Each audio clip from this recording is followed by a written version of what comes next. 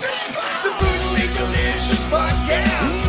The Brutally Delicious Podcast. The Brutally Delicious Podcast. The Brutally Delicious Podcast.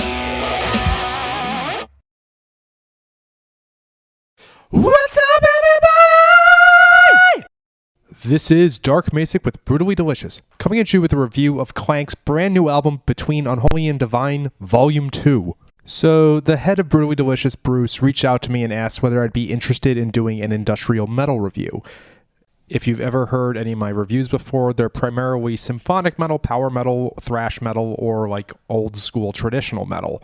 So I thought, hey, this could be really fun to branch out a bit. I normally make a point of going into these things cold, but this time I did a bit of Googling and I found out this band is from Long Island, like all the smartest metalheads out there. Stylistically, yeah, it's sort of industrial, sort of groove. To me, it sounds like a continuation of the 90s style. Almost like metalcore and like the Lamb of God scene never happened. It was more like Ministry meets Pantera with a bit of Korn thrown in. And some other things we'll have to wait for the song reviews. Production-wise, even though stylistically I said it sounds like a 90s band, it sounds pretty modern in terms of like how the guitars and the mixing are, but it doesn't sound like they're pursuing a trend. It's a really cool dichotomy. Getting into some songs. So, I Can't Believe. This song has some really cool riffs.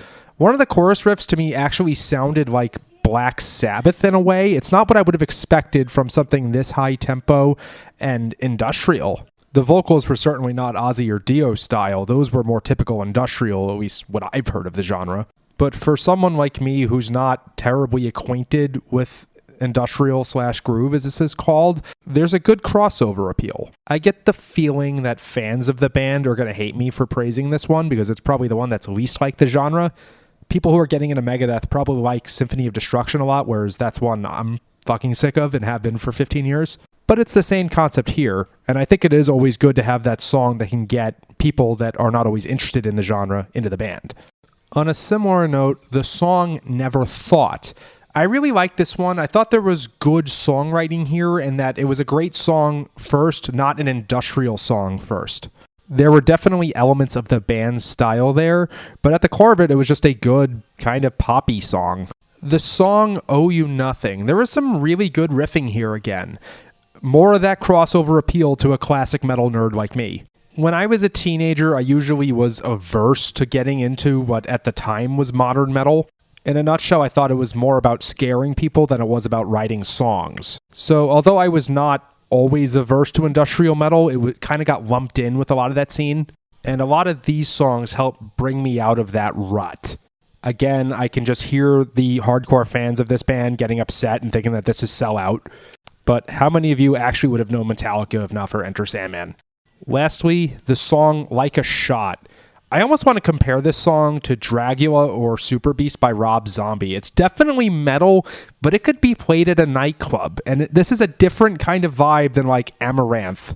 It's not explicitly poppy. It still has an edge, but you could absolutely grind to this. So this band is about 30 years old now. I don't know how long they've been releasing albums for, but this is far from their first. And if they're killing it this hard, this far into their career, I really want to know what their earlier albums sounded like. I'm curious whether it'll have the same crossover appeal. My experience is generally that, at least with long-running bands like Megadeth and Metallica, they tend to go a little more mainstream as they get older. Even like Endgame by Megadeth is not as thrashy as Peace Sells.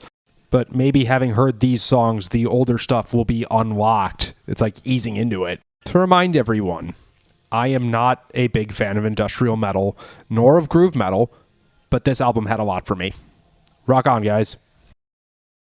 Ever wonder what a punch from Elton John feels like? Or how you'd cope with having turned down the chance to be in Nirvana?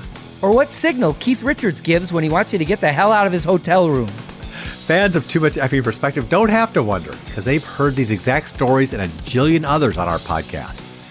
I'm Alex Hoffman, former tour manager for Radiohead. And I'm musician and comedy writer Alan Keller.